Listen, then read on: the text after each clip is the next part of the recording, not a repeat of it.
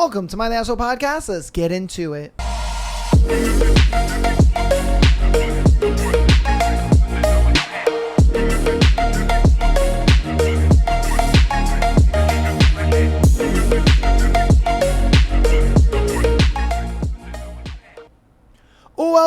Welcome to Am I the Asshole Podcast. Today is Thursday, you guys' favorite episode, your favorite day.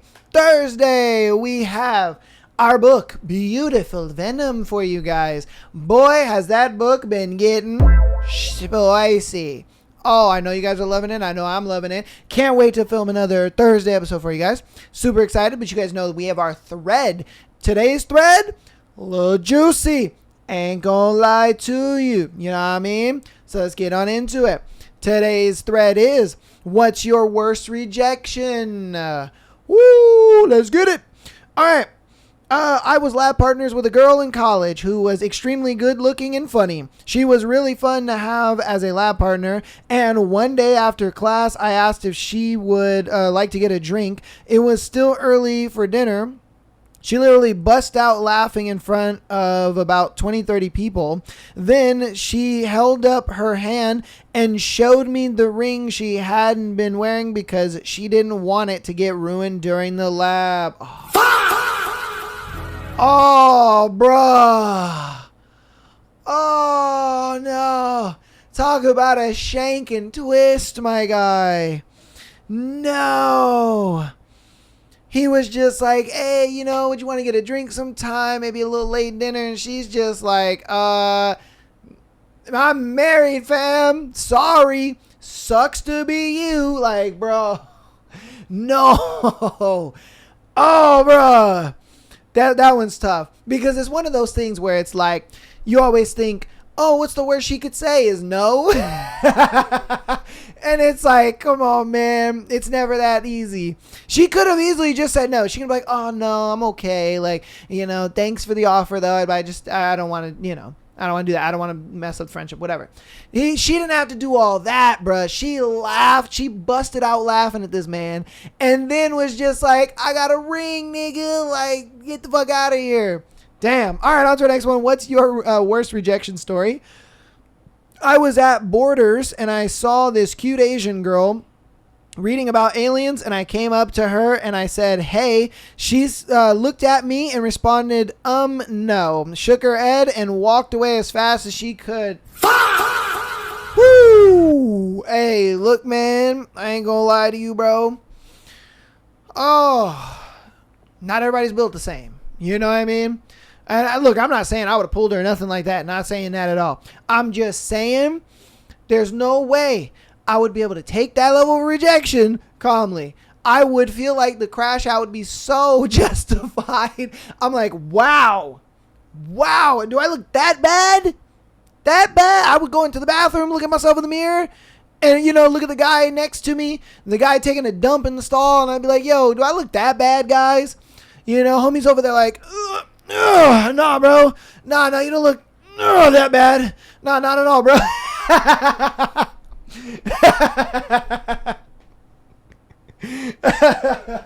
Oh, man. But I'm just saying, man, I would need some validation at that point because I'd be like, bro, there's no way I look that bad.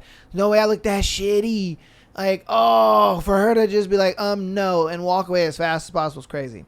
All right, on to our next one. What's your worst rejection story? My school always held this dance at the end of the year for 8th graders before they were sent off to high school. I never got asked by anyone, so I finally gained the courage to ask this boy who I really wanted to go to the dance with. I approached him, said, hey, do you have a date for the dance? Because I think it would be really fun to go with you. He started laughing and said, yeah, maybe I'll see you there. Woo, I did it, right? Wrong. I went to the dance, found him there, asked him if he wanted to dance, and he turned his back to me. He was hiding his face behind his hands and saying, get her away from me, she's gross. Aww. Aw, but look, man, you gotta understand, like, as kids, like, you know, they're probably still, even in 8th grade, look, even in 8th grade, me, I wasn't like that. Middle school, I was like, yo, girls, yum, I want that. I want to see what's going on. You know what I mean? I was a super perv when I was in fucking middle school. You know what I mean? I was like, ooh, I want to touch your boobs, and oh my god, I want to see, you know what I mean? I want to see whatever I can see, do whatever I can do, like, bruh. But there are some boys that are not like that. Some boys, they're just kind of, nah, girls are gross, and nah, cooties and this and that. You know what I mean? Like, they're still in that like little thing. They may not get out of it until high school. So, in that case, it's like, for her, she could have easily went into high school, kept that mentality of like, if I see a boy, I'm gonna tell him I like him, or I'm gonna ask him to whatever, and she'll have some high success rate. You know what I mean? You'll have the highest success rate that you're looking for, because let's be honest, either that, or it might be a thing where he just really didn't find you attractive, didn't know how to say it. Yeah, there's that too. Because sometimes I know in middle school there was that kind of thing that happened to me, where there were girls that I really didn't find attractive, like, at all, and I was just like, oh no, yeah, no, I'm okay. Like, I don't really want to, do anything with you at all. I don't want to be in the same room as you. No thanks. Bye. Leave me alone. Fucking spray and shit. Like, that happens, bro. That happens. All right, what is your worst rejection story? The more you want the yes, the more the rejection is. Rejection is a pain measured in desire of time. Okay, sure, bro. Look, man, rejection is a part of life. It's something where it's just like, you go for it. It happens. Rejection's not just in relationships. It's in all facets of life. Whether, you want to get a job, whether you're going for opportunities, whether you're doing this or that, or, it's like, bro, rejection's a part of life. It is what it is. All right. We don't want no philosophical shit. We want the funny stories. All right, so what is your worst rejection story? I've only ever asked a girl on a date once. She said, wait, what? I thought you were gay. Oh.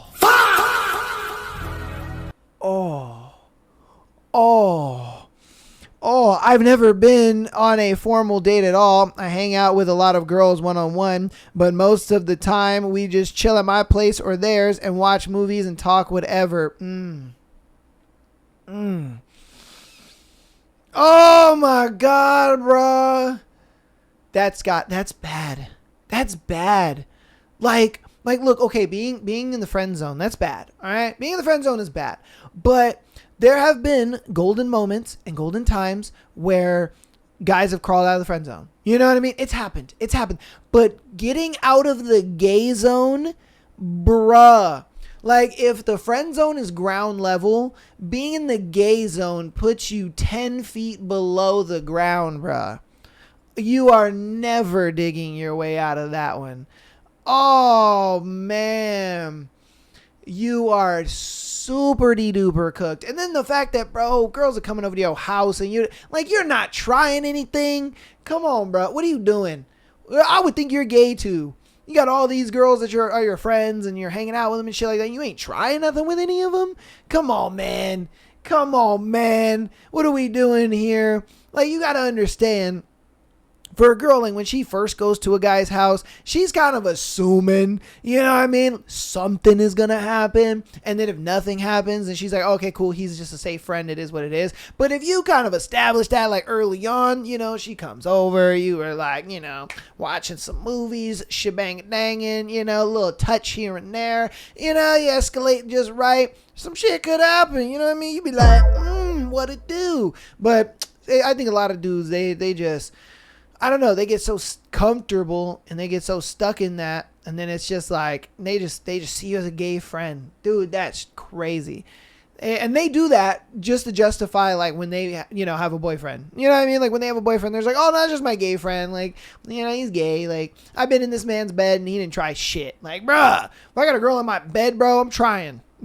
I'm trying stuff. Like, bruh, come on, man. What are we talking about here? Crazy work. All right. What's your worst rejection story?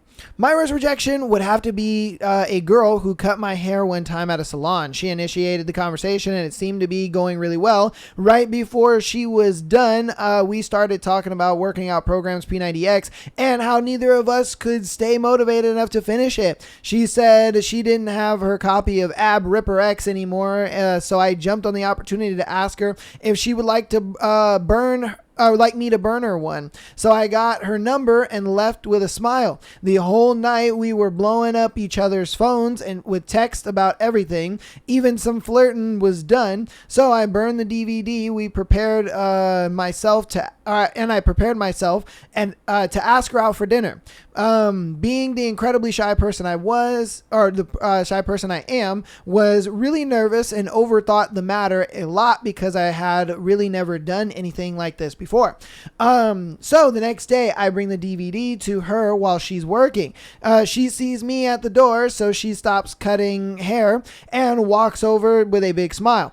My hand started shaking and my stomach was in my throat when I handed her the DVD. She said thanks and was about to go get me a free haircut card or whatever it's called when I blurted out in a crowded salon, "So would you maybe like to go get dinner sometime?"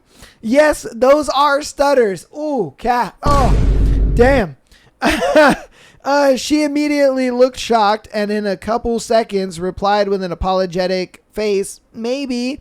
I replied with, "Is that a maybe yes or maybe no?" She said, "Maybe no." Yeah, whenever a girl says maybe, bro, that's a no. It's just a no. I put my head down in defeat and walked out with everyone looking at me. No free haircut coupon.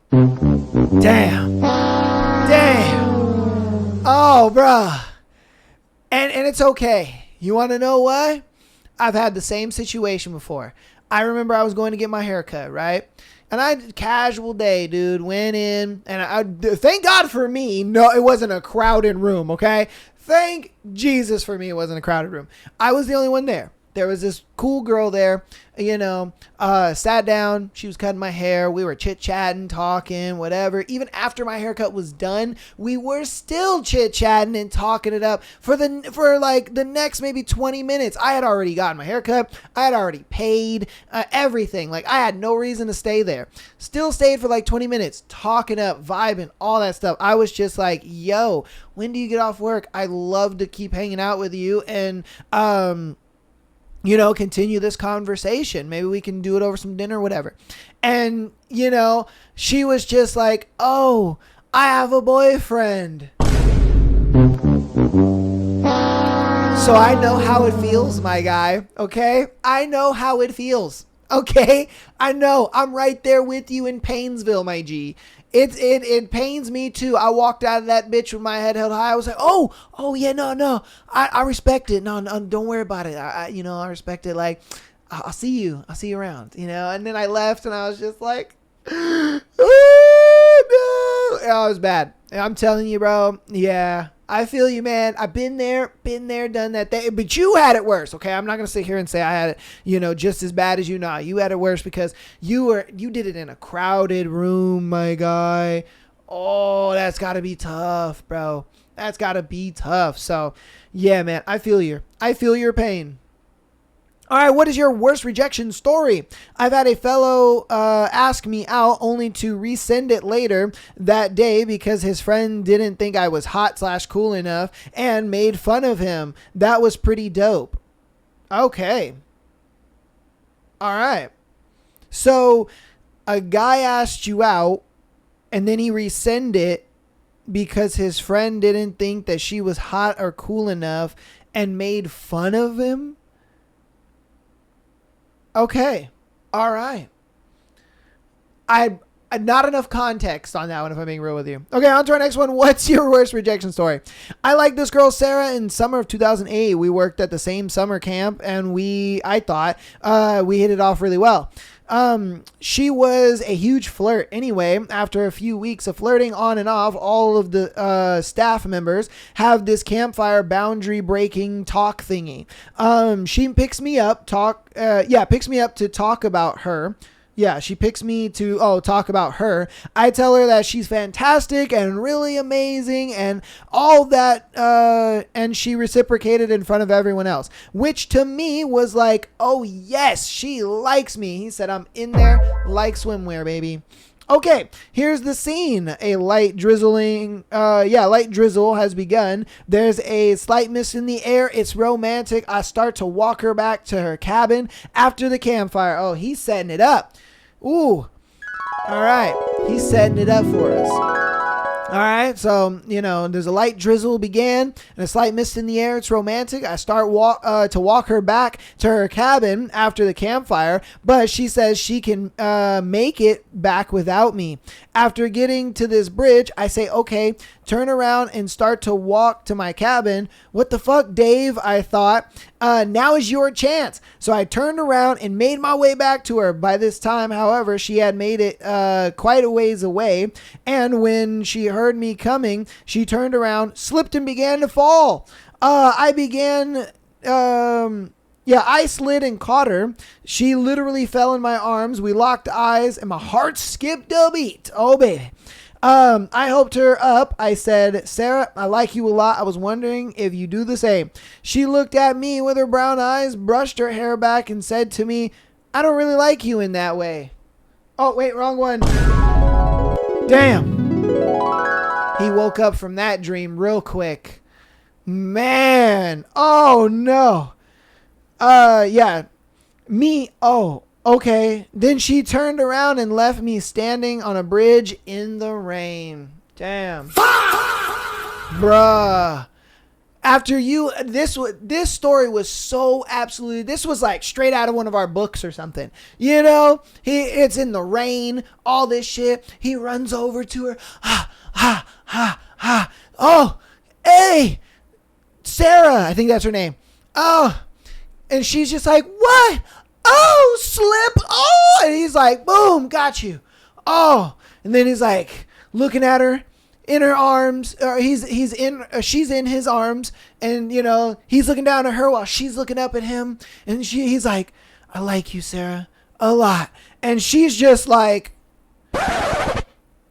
nah, I don't like you the same way. Nah, bro. And he's like, wait, okay.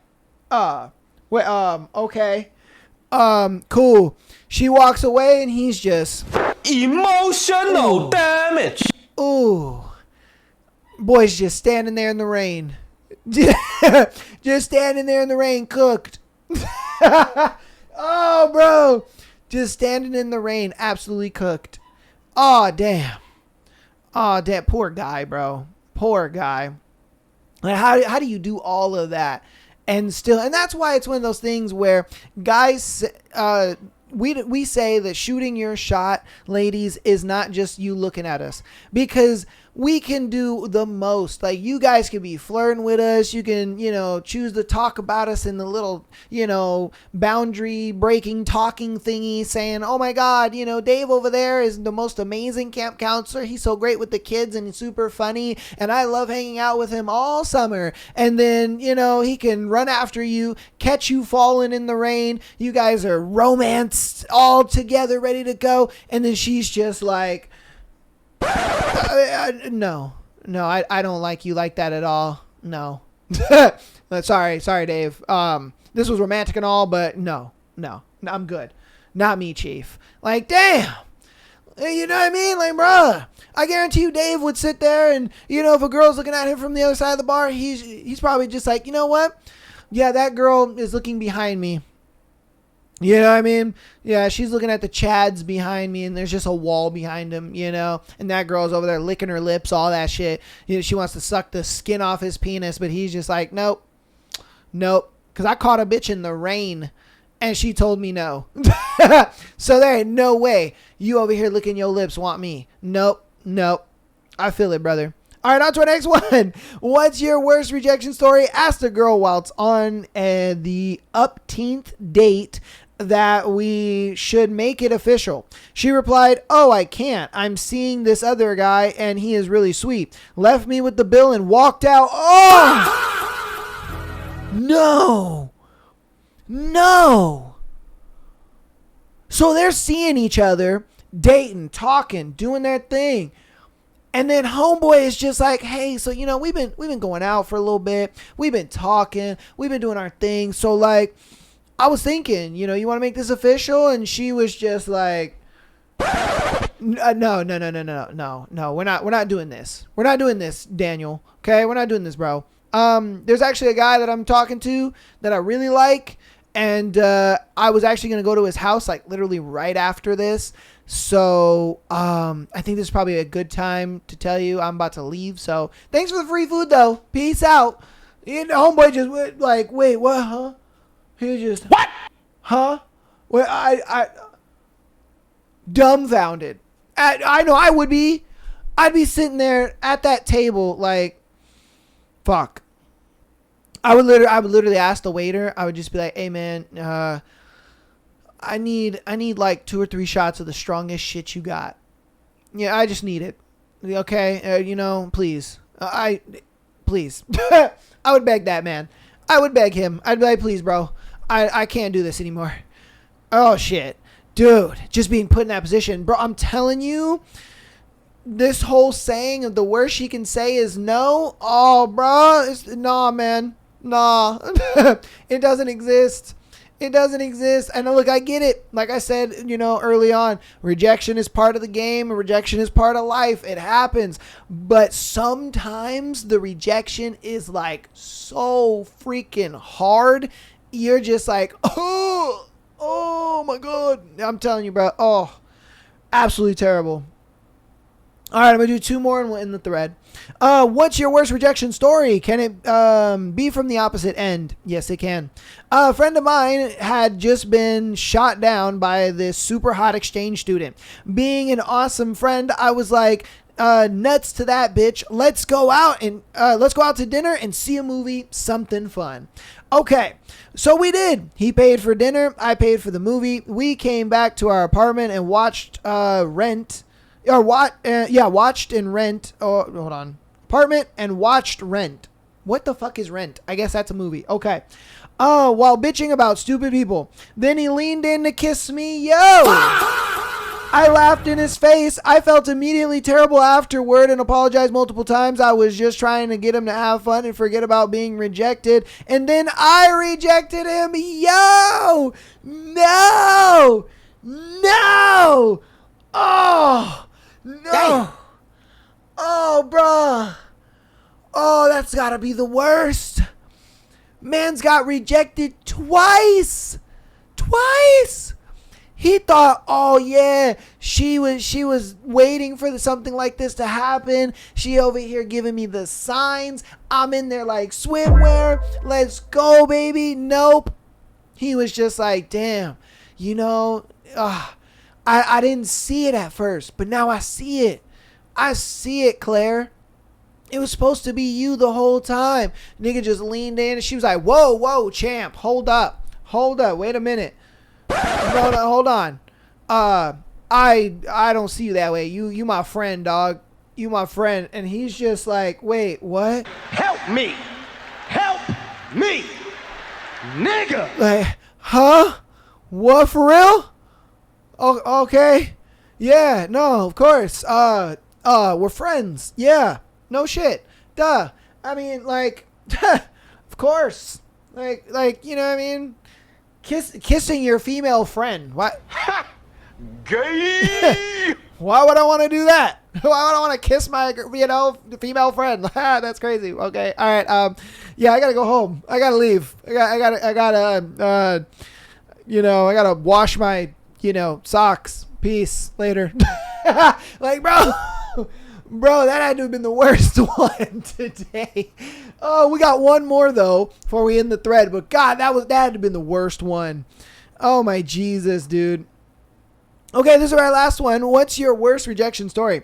It was a beautiful summer night and I decided to enjoy the evening with a bonfire. I had a crush on the girl next door, so I invited her to join me. We had been flirting back and forth for months and I had decided that this was the perfect time to ask her out. The exact second before I opened my mouth, I kid you not, she receives a phone call from another guy who proceeds to confess his love for her. Mission failed. We'll get him next time. Oh.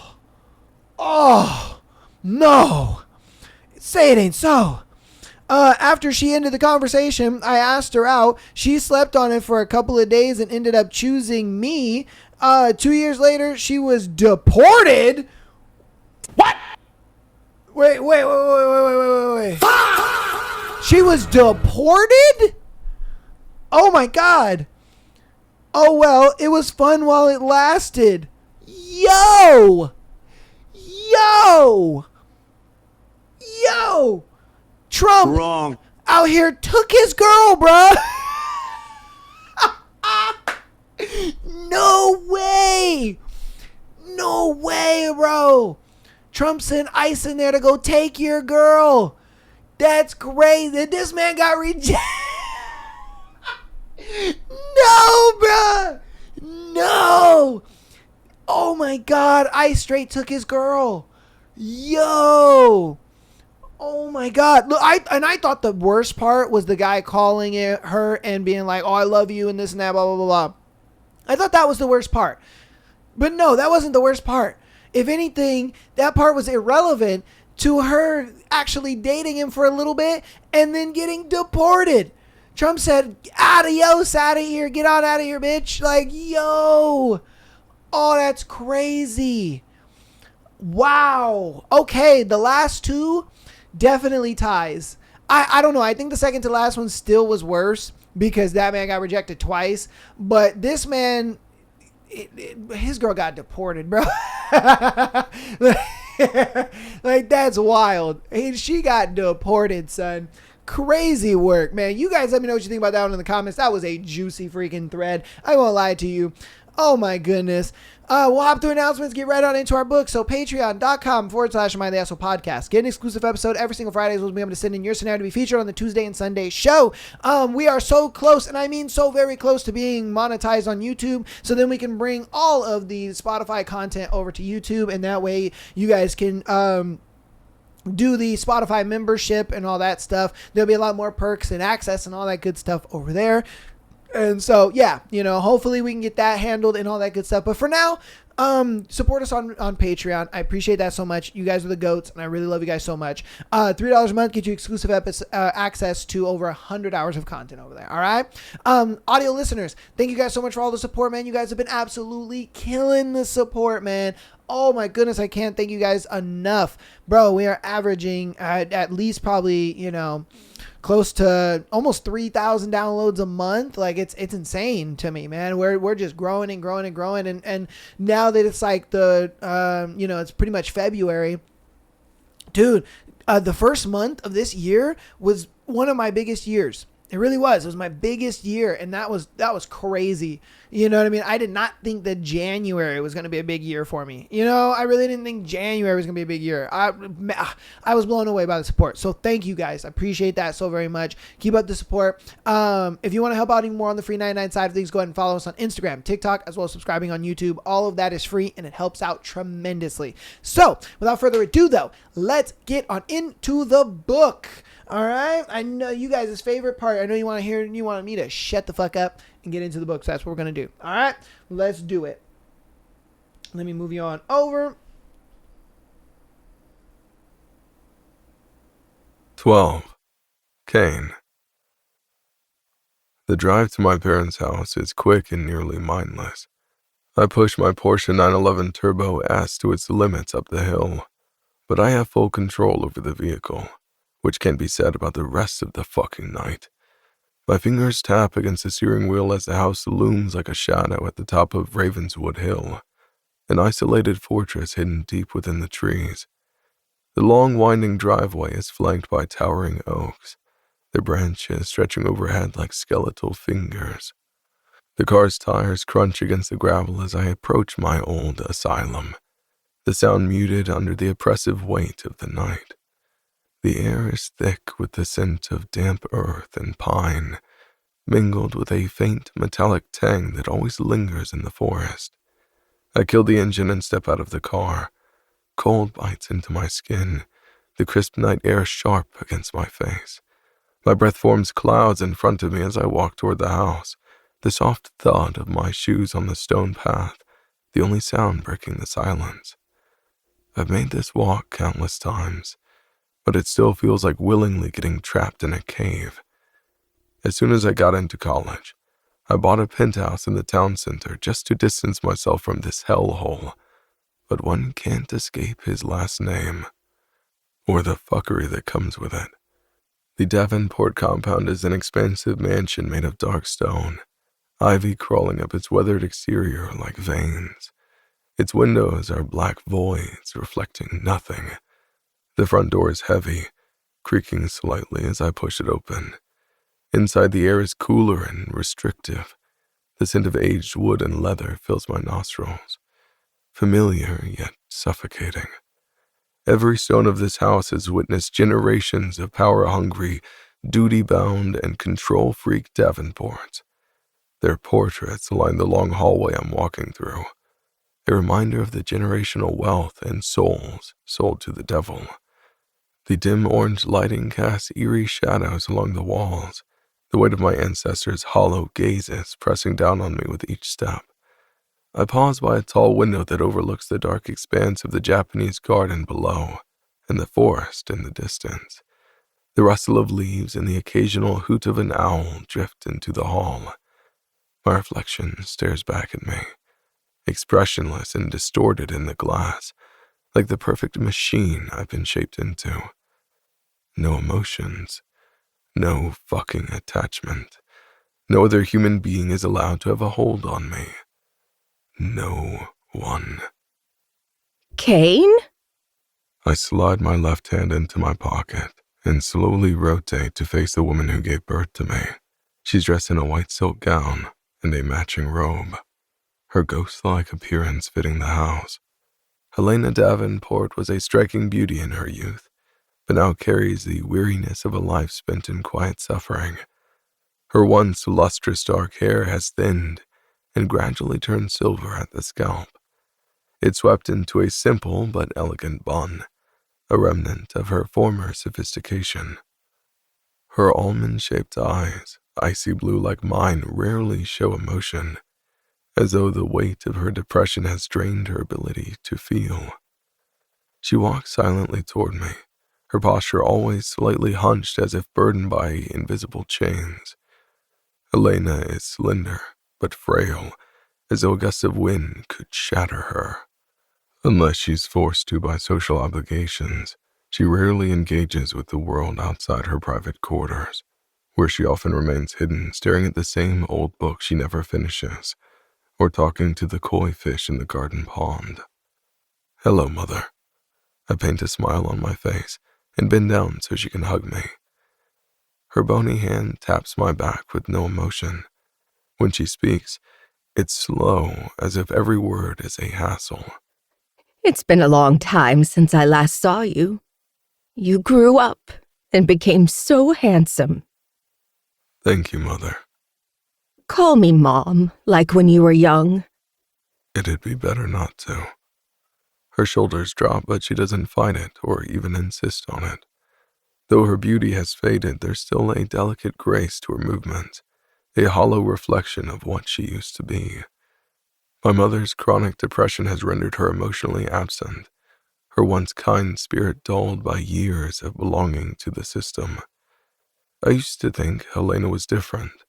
She loved me and showered me with the affection her husband was incapable of, but then she retreated into her shell and left me for the sharks at the age of 6. After that, I've stopped calling her Mom or thinking of her as a mother. She's just another pawn in their game. Honey. She places her hand on my arm, and it's like being touched by a ghost. Mom is sorry. I know. I couldn't do anything about it. I know. Do you blame me? No, Are you just saying that to placate me? of course not. Her gaze grows blank, shadows settling within. You speak just like your father. I don't like it. I pat her head like she did when I was 6, after I was waterboarded in Father's dungeon to near death, and say the same sentence she said to me then, word for word. You'll get used to it. A sob tears from her throat as I walk past her. If I were the same Kane from 15 years ago, I would have stopped and consoled her.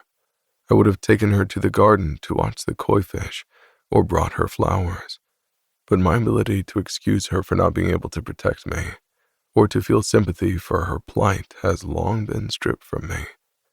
My mother is just an unfortunate woman who got caught in the jaws of power.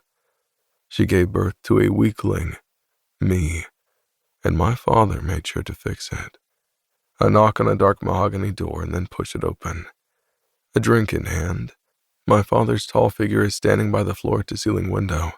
He's dressed in a tailored gray suit, his back straight and his posture upright, unlike the wife he broke. He tilts his head in my direction, and it's stunning how much I look like him. Same hair, same eye shape, same bone structure.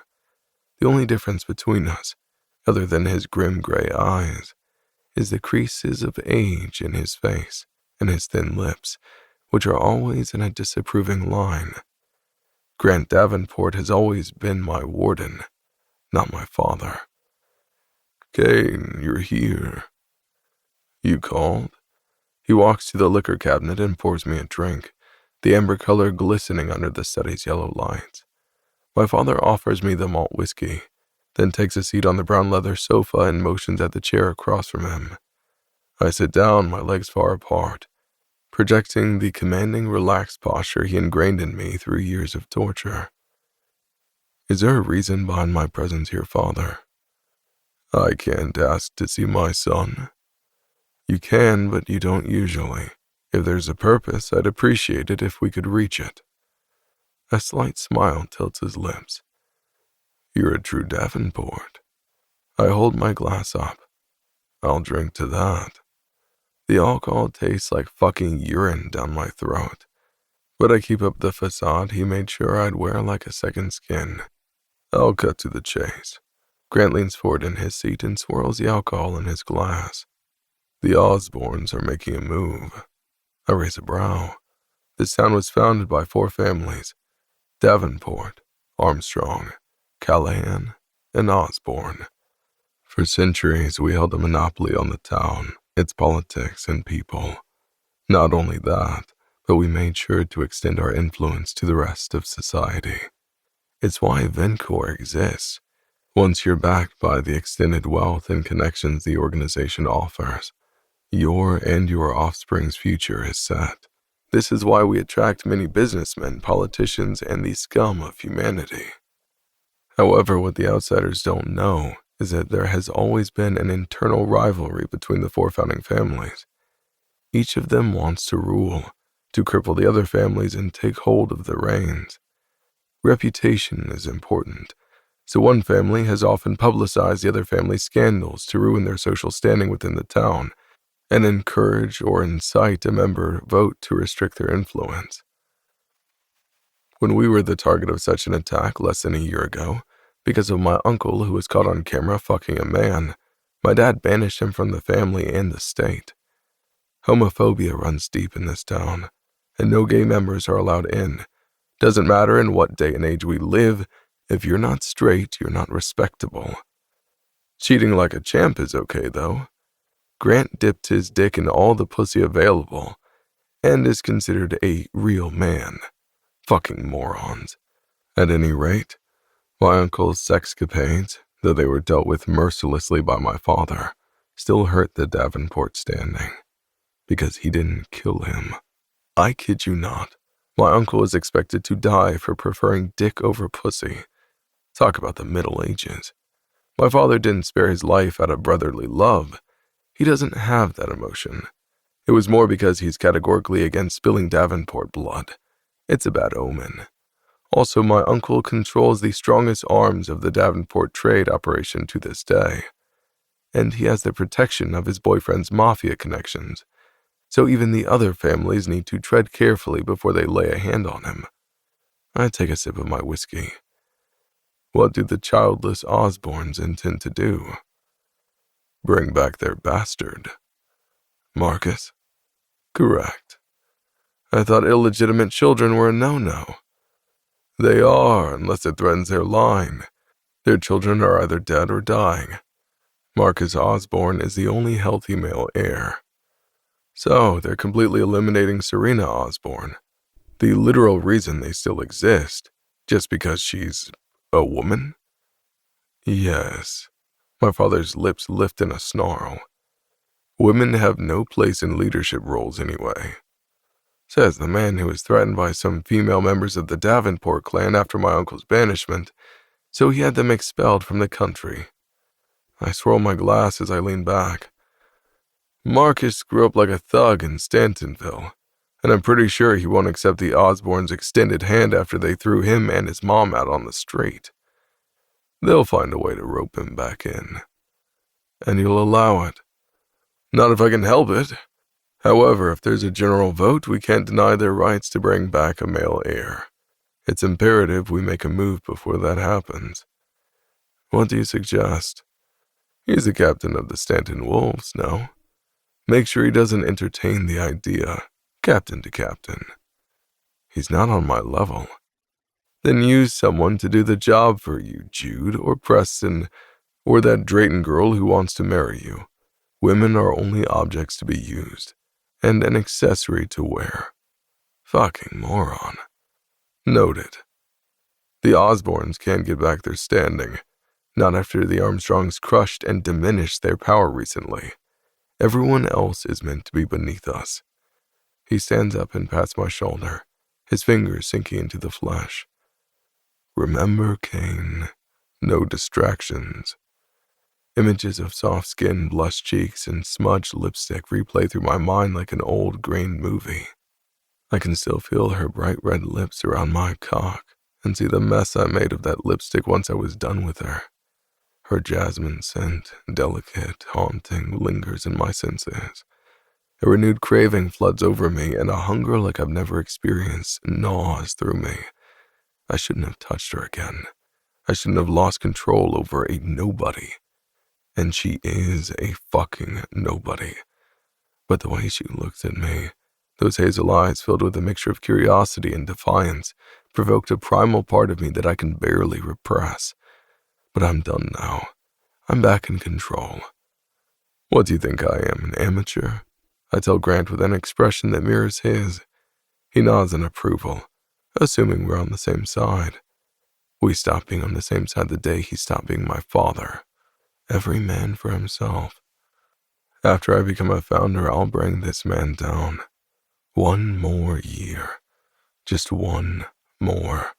I've survived 21 years, one more is nothing. So, I truly mean it. Dahlia Thorne will not be a distraction. The next morning, I show up at psychology class. That Dahlia also happens to take. And no, I didn't find out that because she's a distraction. I'm just observant by nature and perceive a lot of things about a lot of people, even when they're ignorant of the fact. For instance, Prez here is hiding something, and while I'm not sure what it is yet, I know it's big enough that he's slipping. By slipping, I mean both Jude and I have been tightening our observation of his behavior. And that says something since Jude isn't in any better shape himself. Preston and I are sitting near the back of the lecture hall as the rest of the students buzz around, their chatter whirling like insects. "What are you even doing here?" he asks from my right, twirling a black pen and winking at the brunette sitting in front of us. I flip through the textbook as if I give any fucks. "I signed up for the class at the beginning of the semester." "But you never attend." "I am now." "Why now of all times?" "It's as good a time as any." Yeah, I bet your entirely rational decision has nothing to do with your irrational actions last night." I pause, then slowly flip the page. Preston sent a string of texts to our group chat yesterday, gloating and being a general pain in the ass, which I ignored, naturally, and Jude entertained. There was nothing irrational. I skimmed through the words on the page. It's all part of a plan. Preston grins, his face transforming from docile to demonic in a heartbeat. "So, you wouldn't mind if I become part of the plan and make my move?" I lean back against the chair, and even though I appear relaxed, the chatter of the students dissipates, and so do the girls' attempts to catch our attention and flirt. "You made a move, and she shot you down, Prez. Take a hint." "That wasn't a move, that was a suggestion. You haven't even witnessed my real move." His grin widens. "Speak of the devil."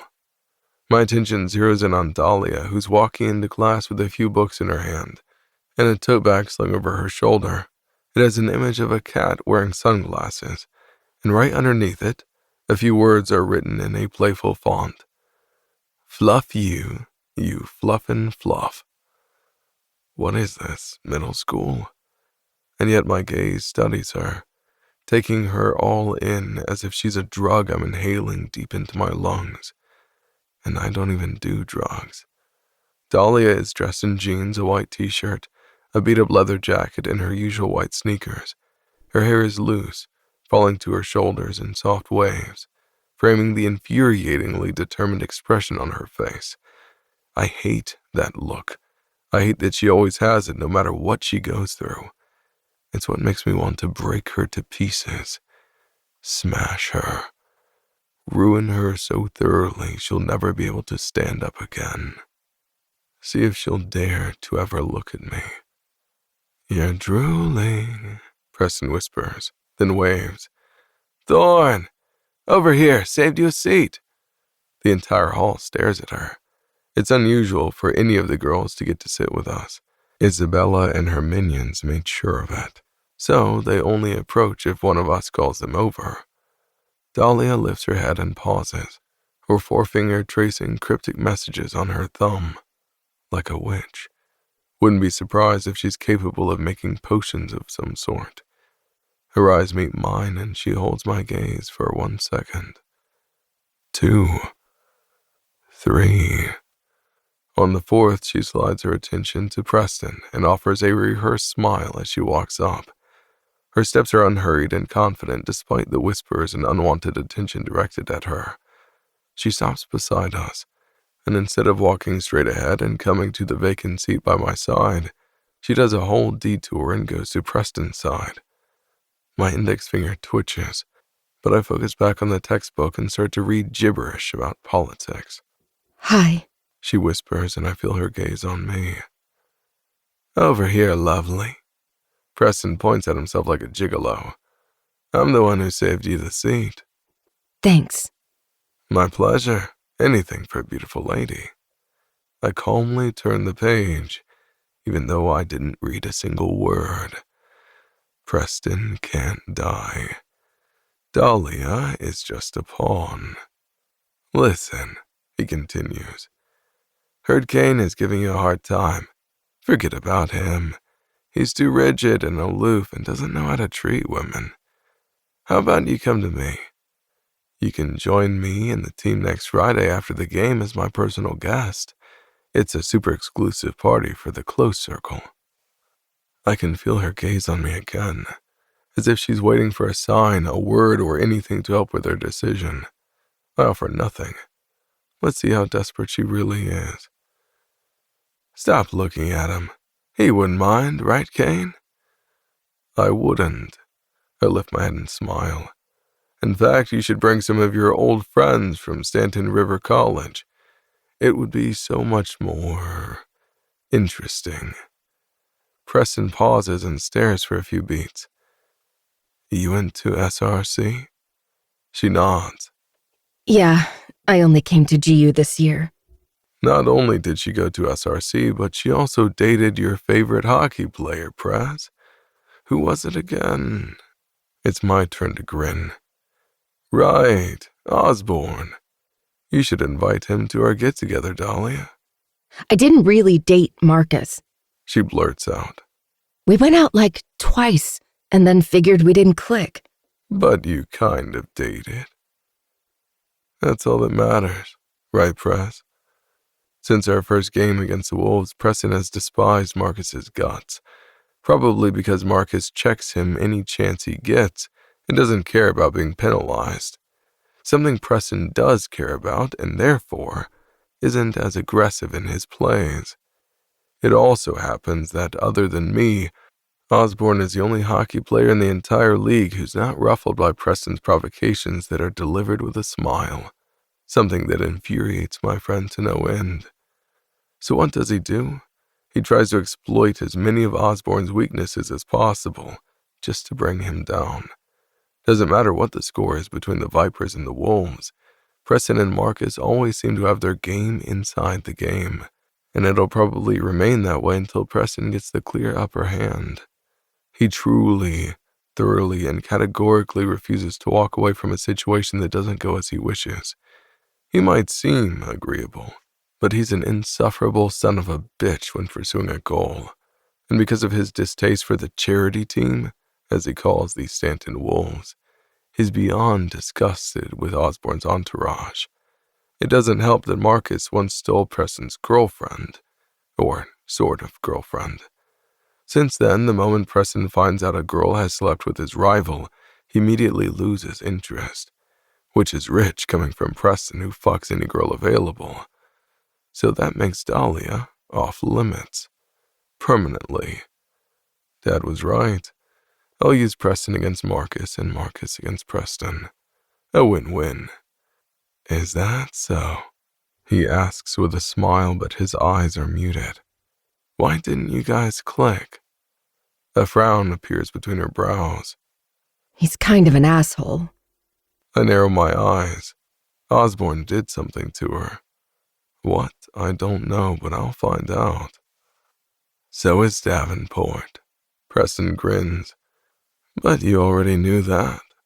The professor comes in as Dahlia looks at me, opens her mouth, then closes it and stares at her notebook. Preston pulls out his phone and focuses on it instead of class. Me? I keep watching the girl I swore would never be a distraction. The girl who shouldn't be in this town in the first place. My phone beeps and I retrieve it.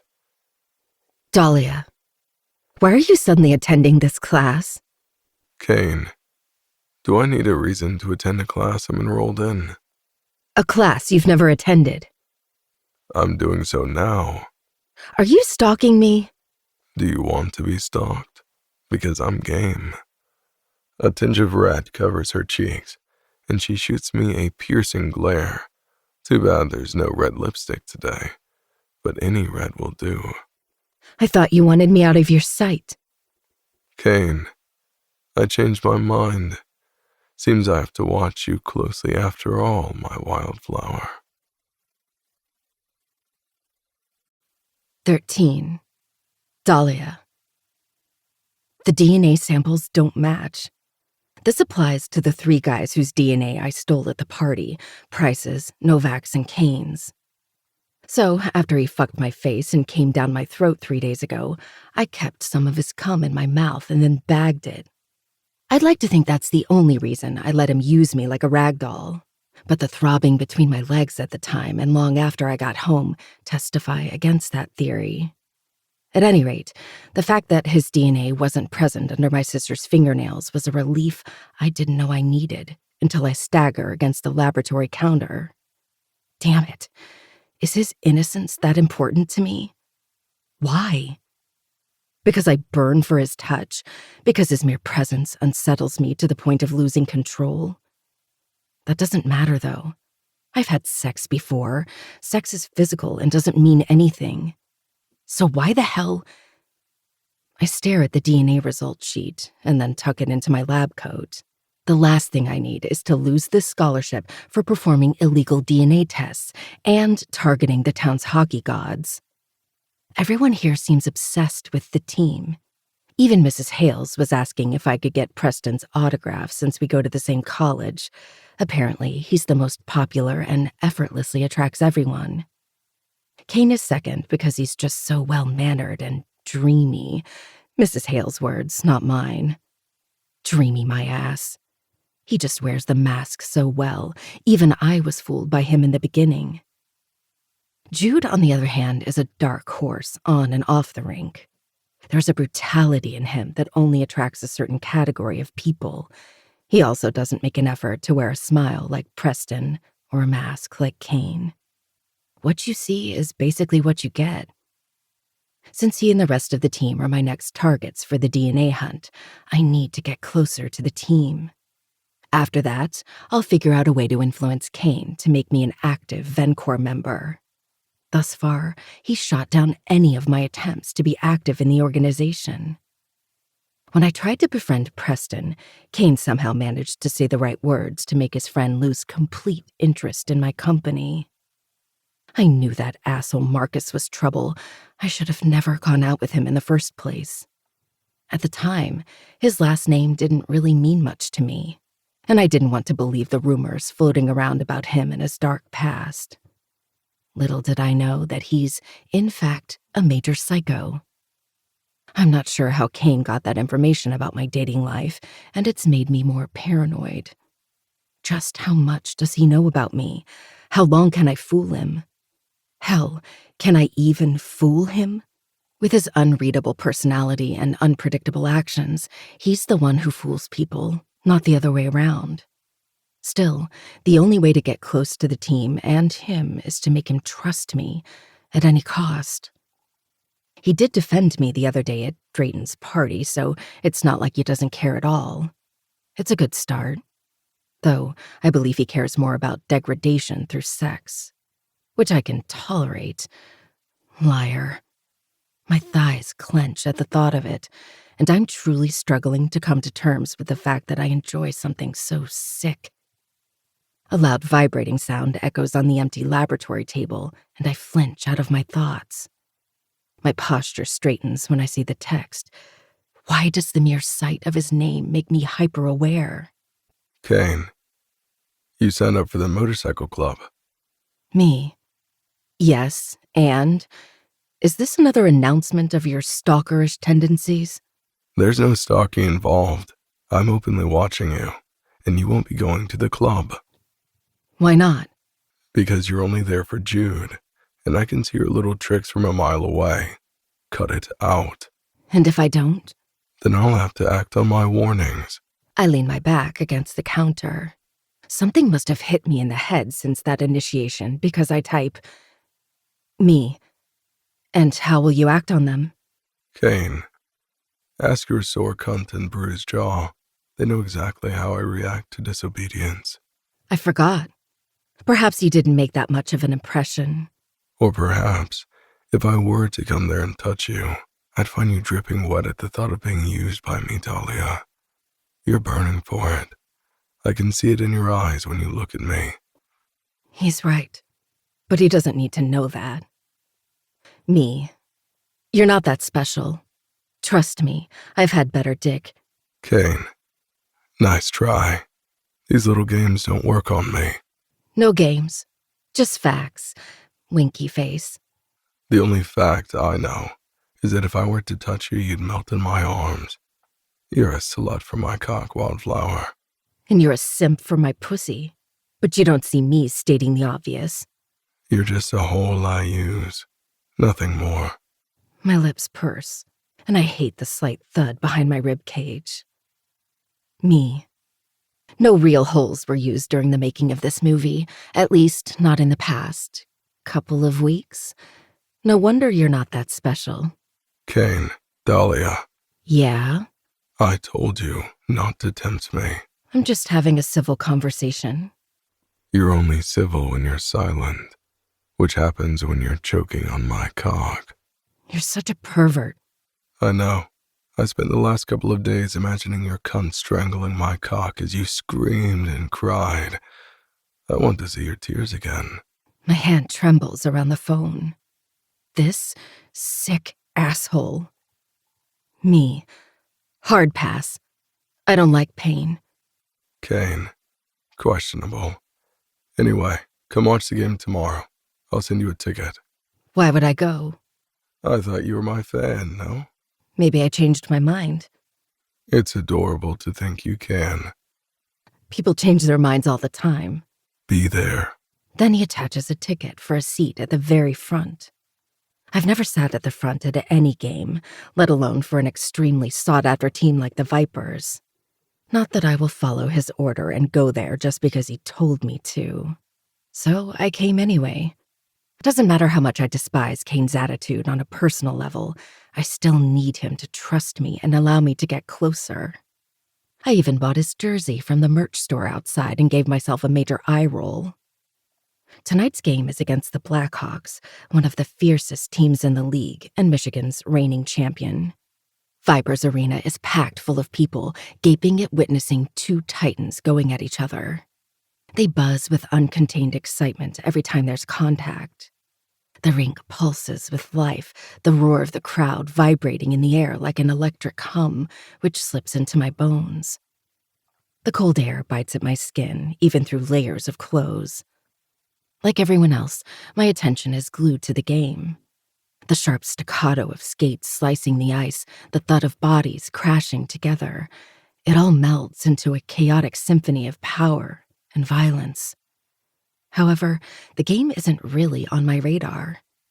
I'm more focused on the man who commands the ice, like a warrior, Kane. And I realize the way he plays is an accurate representation of his personality.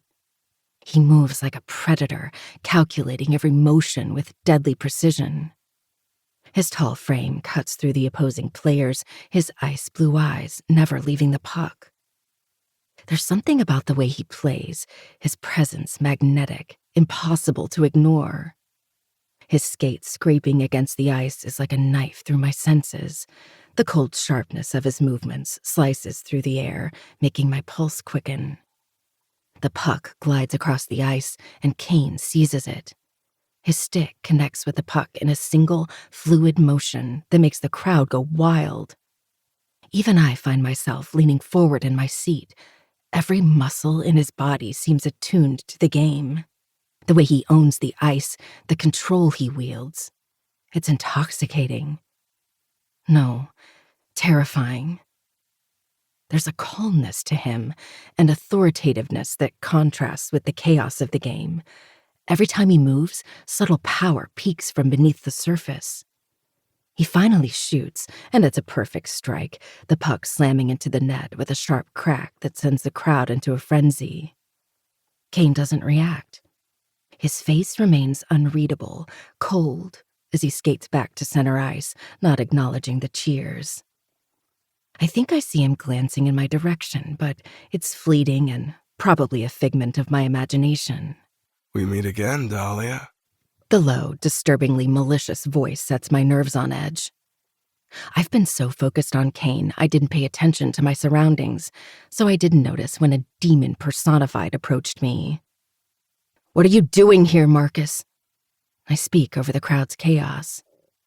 He sits beside me when I swear the seat was occupied by an older lady not 10 minutes ago. I consider moving to another seat, but the arena is packed full of people. Is that any way to greet me, sweetheart?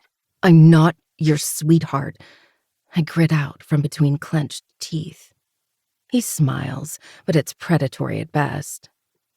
Marcus Osborne is an unsettling presence, a force of chaotic energy barely contained within his tall, lean frame. His angular face is sharp with high cheekbones and a jawline that could cut glass.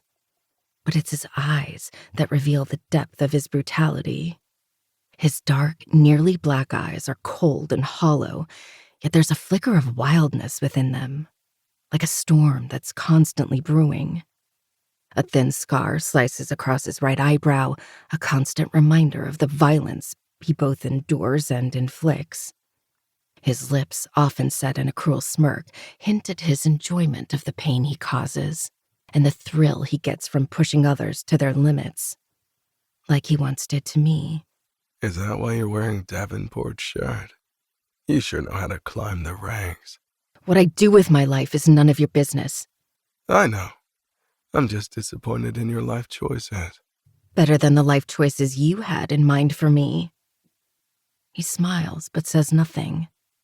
I notice angry purple bruises on his knuckles. Though not as bulky as Jude, Marcus has a wiry, muscular build, and he's no stranger to physical confrontations. His preferred method of communication often being fists, or worse. He's just bad news all around. I trace circles on my thumb. What are you doing here? Watching the game. Like you. Is that all? Yes. The Vipers and the Blackhawks are our rivals, remember? Or did you forget where you came from once you fraternized with the posh rich boys? I open my mouth to say something when the boards in front of me rattle with a violent impact. My eyes widen as they clash with Kane's. He just shoved a Blackhawks player so harshly, I'm surprised the boards didn't splinter to pieces. He holds my gaze for a brief moment. Chilly, expressionless, but something flickers there, something dark and intense that renders me motionless. The referee doesn't call a penalty, and the Vipers snatch the puck back. Kane skates to the offense, resuming the fast-paced game. Marcus scratches his chin as he watches me. Interesting. What do you mean? Davenport doesn't check violently. He's usually extremely sharp and intervenes in a clean way.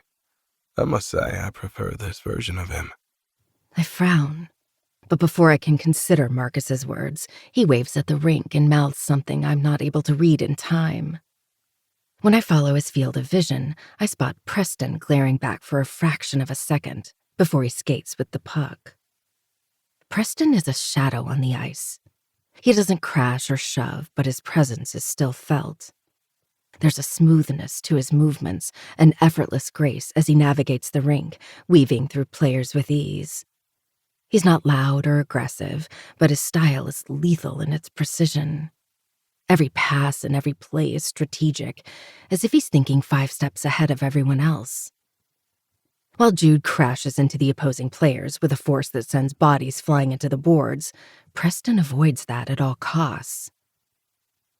"Hey, Marcus," he says without taking his calculative gaze from the game. "Do you know Preston?" He tilts his head in my direction with a faint pull at the edge of his lips. Why? He said he knows me. No, but he kind of dislikes me since he found out we were together at some point.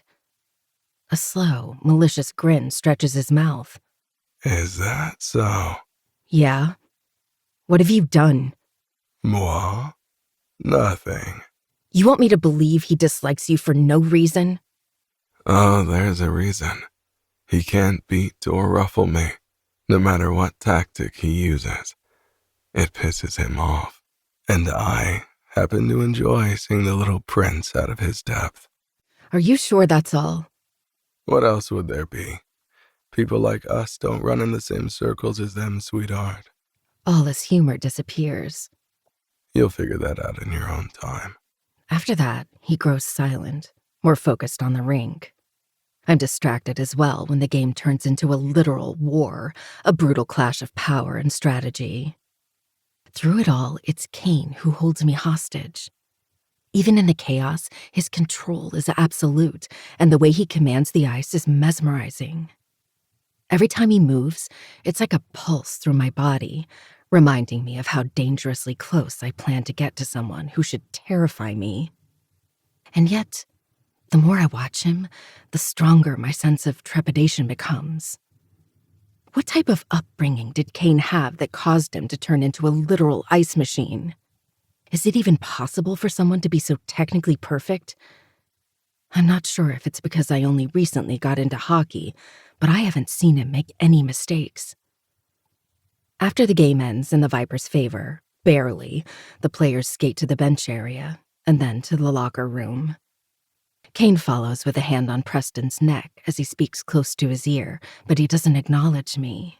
At the beginning of the game, the first place he looked as soon as he got on the ice was at me. I even think I saw an expression of satisfaction, but now he leaves the rink without a look behind. My heart sinks. Why the hell did he ask me to come watch him if he was going to give me the cold shoulder? Is this another tactic? As the arena starts to empty out, the crowd talking animatedly, Marcus and I don't move. He doesn't seem to be in a hurry, but the last thing I want is to stay near the asshole. The only reason I stay is because I want to milk him for information. I face him. "Hey, Marcus?" Yeah. "You're a center like Kane, but how come you two play differently?" He spears both hands behind his head and leans back against the seat. So, now you're an expert in hockey. I swear you didn't even know how many players were on a team a few months ago. People learn. So tell me, what's the difference between the two of you? What did you notice that's different? Kane's movements are smoother. He's boringly technical, just like Armstrong. They learned hockey from expensive coaches and camps that could only be afforded by their generational wealth. They feel violence is beneath them, so they steer clear of it no matter what. They should play tennis instead of hockey. But Jude is violent. He's different. He has inborn talent that couldn't be killed by expensive coaches. He's the only one worthy of respect out of the three. Probably the one who dragged them into the game as well. Am I right to think acquiring such technical skills means rigorous training and a strict routine? Yes. Heard they spent their childhood in an all-boys boarding school where they were taught severe discipline. My scalp tingles with unease. How were they taught? Ask him. He smirks. If you dare. Before I can probe some more, he stands up and walks out. Some of the girls notice him and follow after him like moths to flames. I mean, I know Marcus is strikingly handsome with his whole je ne sais quoi attitude. But there should be some sense of loyalty to our college. Marcus is like our team's arch nemesis. I mean the Vipers. It's not our team. After sticking around for some time until the arena empties, I'm asked to leave by security. On my way out, I check my texts, and my mood sours when I find nothing from Kane. I should have spent my precious time by Violet's side instead of catering to his stupid whims. My steps are lethargic as I head to the parking lot where I left my bike. It's empty now except for a couple of cars. The light is dimmer here, and the silence lingers like a layer of smog.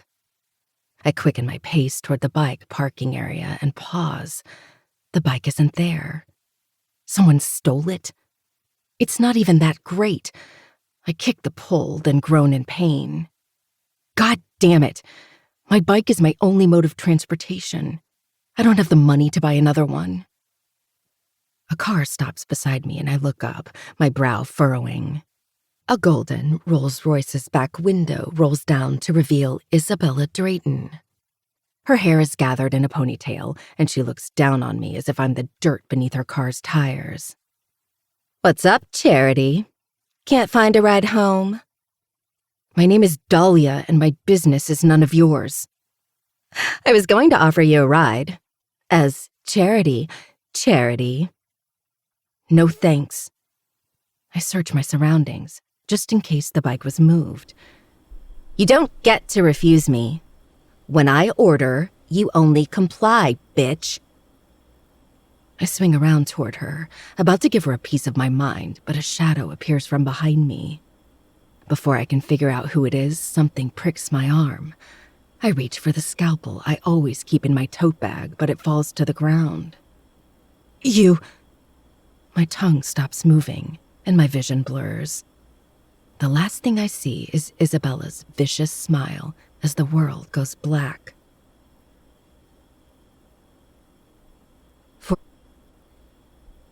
All right. Woo! That's been today's episode. Today was a juicy episode.